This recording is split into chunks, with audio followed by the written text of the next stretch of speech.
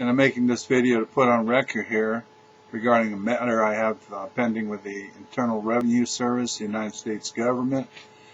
About in 1995-96, I did not file tax returns as I had no taxable income and no obligation to file these tax returns. The government had a different position, and they thought that I had taxable income, but we both agreed that I did not file tax returns. So back and forth, government correspondence, not answering my questions, actually not being responsive, just coming at me saying you owe money. They tried to hit my bank accounts. They tried to hit my employer and such to get money.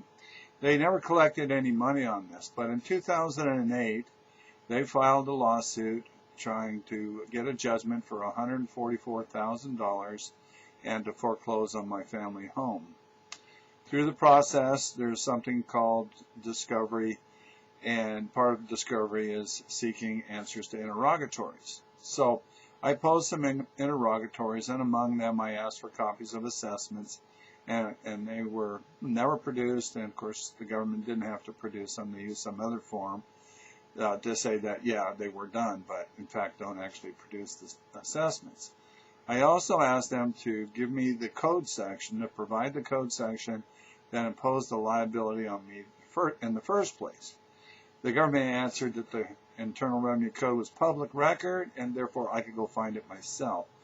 The judge was not satisfied with that answer, so he ordered the government to answer the question further. Well, then the government came back and said, here are the code sections that relate to this matter. My original question was, which section of the Internal Revenue Code imposed the tax on me? Not, here are the code sections that relate to this matter. Anyway, through a process of summary judgment, and summary judgment is supposed to be used in legal proceedings when both sides agree on the facts. There are no material issues in dispute. And it's kind of like if you got in a car accident and you said, yeah, I hit the guy from behind, and the other guy says, yeah, he hit me from behind. Those are agreed upon facts.